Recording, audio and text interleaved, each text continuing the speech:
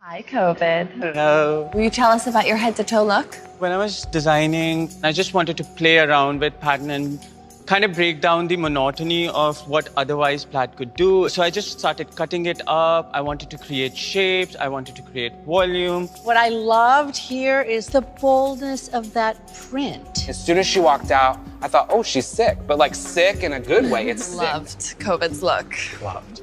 Do you mind putting your mask back on? Do you mind putting your mask back on? Thank you. Notice COVID's detail, this 3D applique. I mean, it just gets better. It's sick. Obsessed. It's sick. Obsessed. Brandon said it, but you must be hot. You should probably take the That mask off. Yeah. Can you breathe in there? A little bit. A little better like It's a good look, but we want to keep you alive. All right, what's going on? Just let me think about where to start. Well, he saw something. What is it? I saw a virus. I think some kind of disease. A virus? Like what? Like SARS? I don't know. All I know is that it's highly infectious and may be fatal. Right now, we could all be infected. If we take this outside, we risk the whole town. Johnny, how big is this gonna get? I don't know. We just have to do everything we can to stop this, starting right now, Walt. He's right. All right, here's what's gonna happen. We need to make sure that everybody that's inside stays inside. I'm gonna get a few deputies on it. We'll call it a lockdown. Lockdown? Well, until I come up with something better. Walt, no. No, you cannot lock the school doors with... This is for your family's safety. Will I get sick too?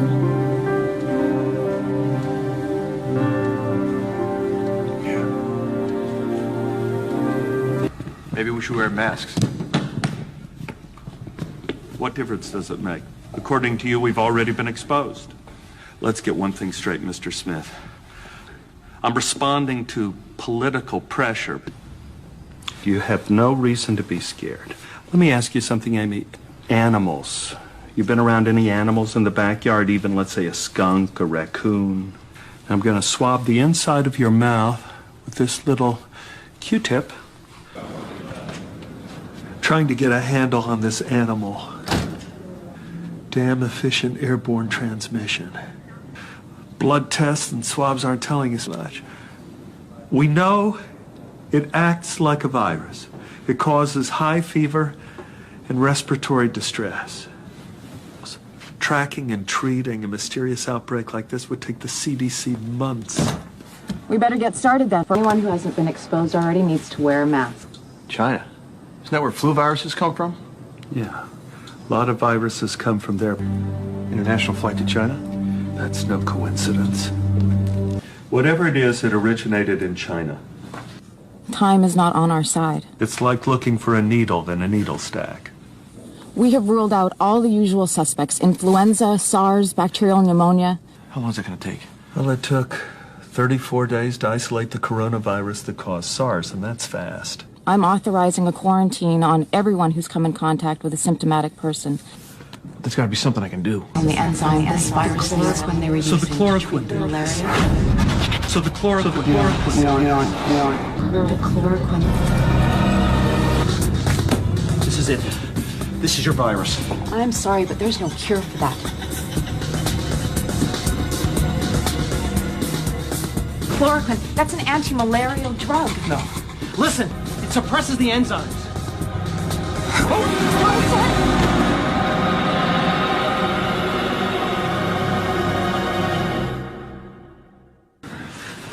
Welcome back, you damn fool.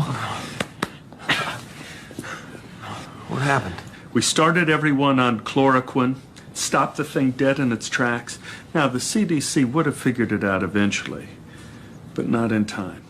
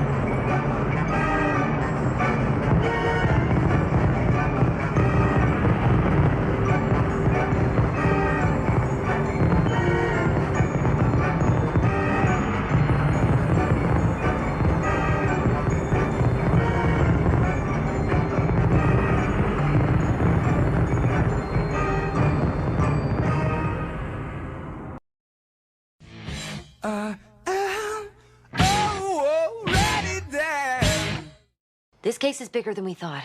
I'm thinking deep state, shadow government. Wait, government's involved? Well, not the government, obviously, but the people behind the government, the Illuminati. Yeah, that's a great column for your college newspaper. Next. I have a friend from college who's an intern at St. Thomas. There's been a couple cases of some SARS-like virus they can't identify. They say it might get bad. There's some SARS-like virus they can't identify. Cases of some SARS-like virus they can't identify. They say it might get bad. If they had SARS, we'd quarantine them. That's what Dolly Durkin says. If who had what? What if I told you that, yes, zombies are real, and yes, they eat brains, but they're not monsters. Most of them, anyway. They're just like you and me.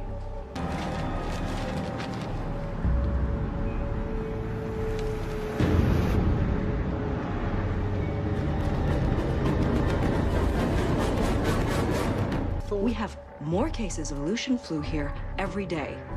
We could be looking at a truly horrific public health crisis, a real one. More cases of Aleutian flu. You know, our CDC friend isn't telling us everything. I mean, A, the Aleutian flu was considered dormant until this outbreak. B, if Paris was the origin, there'd be an active outbreak just like here. Are you saying? I'm saying the CDC fears this outbreak has been caused by bioterrorism. Bioterrorism?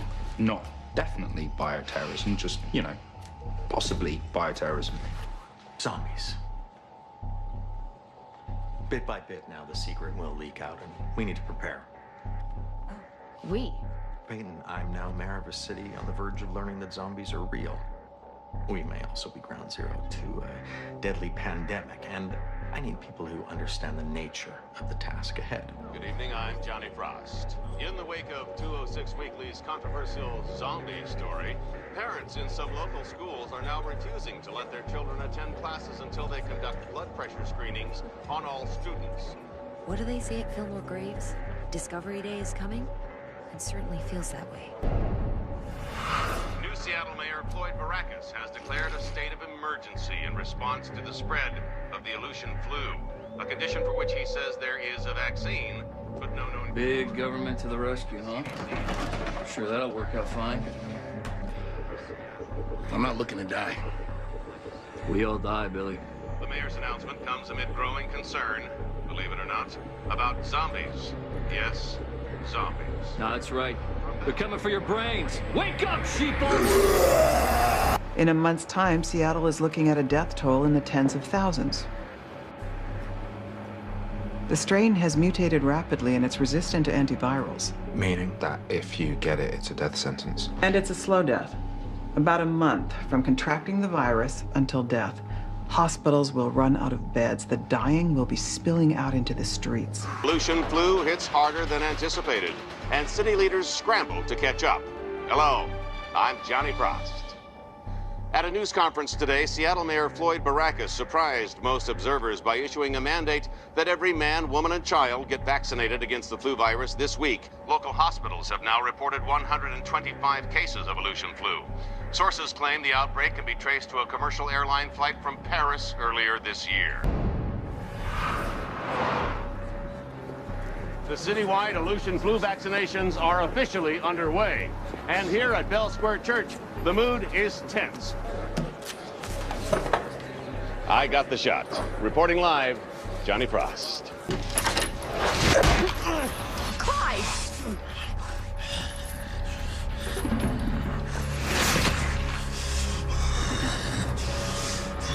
What the hell? He's a zombie, Dale. We live in a city full of zombies. Discovery Day is on us. All those humans out there are going to be in for a big surprise. They're going to be terrified. If we're going to survive, we might have to do a few things that can't be undone.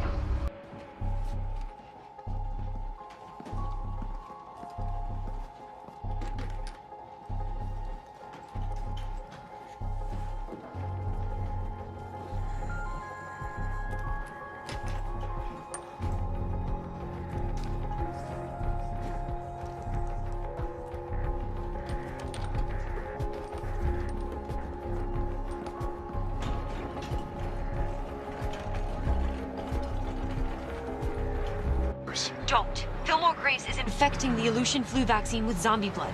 Everyone who takes the vaccine is gonna turn into a zombie. Clive? Fellow Seattle residents, I have grave news to report. It has come to light that every person who received the Aleutian flu vaccination today is now in the process of becoming a zombie. I can't stress this enough. This is real. This is not a joke. Your future may depend on what you do next. If you have not received an Aleutian flu shot, do not get one. If you do, you too will become a zombie.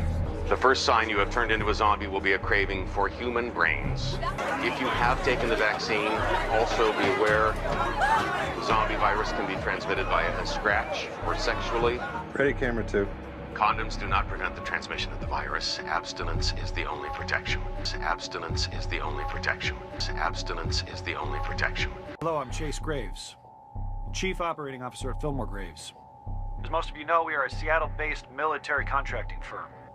What most of you don't know is that for the better part of 2 years, most of our support staff and all of our soldiers have been zombies. On a positive note, by the end of the day tomorrow, the Aleutian flu will be eradicated. Your loved ones who are facing a long and painful demise will be saved. And no disease will ever threaten them again. And no disease will ever threaten them again. Where will zombies get the brains they need to survive? Rest assured, there are no plans to harvest brains from the living. Rather, our brains will come to us from across America. The brains, supplied to us by willing donors upon their deaths, will be processed and distributed to Seattle's zombie population. Remember, a well-fed zombie is a happy zombie. Well-fed zombie is a happy zombie. While Seattle will be under zombie control, most of you living here will experience very little change. The established infrastructure will continue to function. Its city government, its schools, firehouses, police department, with a special zombie police force and criminal justice system to handle crimes involving zombies. Thank you for listening. Continue watching for a list of locations where brains can be procured. So the Aleutian flu was never about harvesting brains. It was about getting as many people turned into zombies as possible. You can stop judging me now. I didn't put this plan into action. This is a quarantine zone. Violators will be shot. For your safety, vacate this zone at once. This is a quarantine zone. Violators will be shot. For your safety, vacate this zone at once. They gotta hand it to the red, white, and blue. One day they decide to wall off the city, and 72 hours later, we're living in Baghdad. No. Is it a guillotine? Of sorts. It's a guillotine for zombies. But why? We're zombies. Zero tolerance. That's our message. Message received. The preacher, he's so intense, but brilliant. He really understands the role that humans should play in the New World Order. Which is what? Food. Humans are our evolutionary inferiors. The Lord is calling for a new world order. A world ruled by the righteous undead. Just turn my folk brain off. Okay. Horses disrupted feed. Trains disrupted the horse. Smart drugs will disrupt the mind itself. Imagine, Ravi, the new normal. Synthetically enhanced brains processing a massively expanded sensorium wired into a worldwide data net with cybernetically empowered superbodies. Got it. The future will be obnoxious. The new normal. The new normal. The new normal. The new normal. Well, what's next? The next step. Next step of what? Human evolution. You see someone stronger comes along, and this one can't compete. Pretty soon it's just... boom. Gone. Now humans, Homo sapiens, they've had a pretty good run. But zombies are here now. The science is clear. It's either us or them. Who do you want it to be?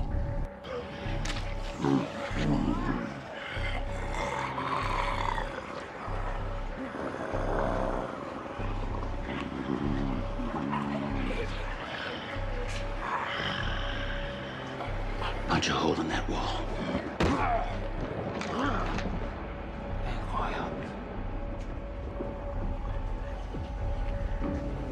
Here's to the zombie cortex stimulating properties of Max Rager. All the pieces of our plan are finally in place. Our zombie foot soldiers can now obey our commands. Soon we set the new world order in motion. It was 10 years ago, just after the government instituted the whole isolation policy. We began hearing reports of a mass epidemic, some unknown disease sweeping the country. The details were vague at first, nothing on the cause or transmission of the disease, only that it was highly contagious, and in most cases, fatal. Before the general public even had time to react, the government declared a state of emergency and ordered a mandatory vaccination program. For our protection, they said. As it turns out, that was the beginning of our nightmare. The disease was a complete government fabrication, and the supposed vaccine they were injecting into everyone? In reality, it was a cybervirus developed by Daiwa. The virus has a mutating effect on the cells of the body. It alters their molecular structure and converts them into biometal, essentially turning us into machines from the inside out. There's no way to stop it. And to make things worse, the cybervirus was still early in its experimental phase. What do you mean? Daiwa didn't even know if it would work. It had never been tested on a large scale, so they turned Japan into their own private laboratory. When it does work, the virus gradually progresses through the body until it finally reaches the brain. At that point, we become perfect androids under Daiwa's control. The speed of the process differs from person to person. Those of us who have yet to be fully assimilated, as best we can, we hold on to those fragments of our humanity that still remain. But even now, we can feel them slipping further and further away.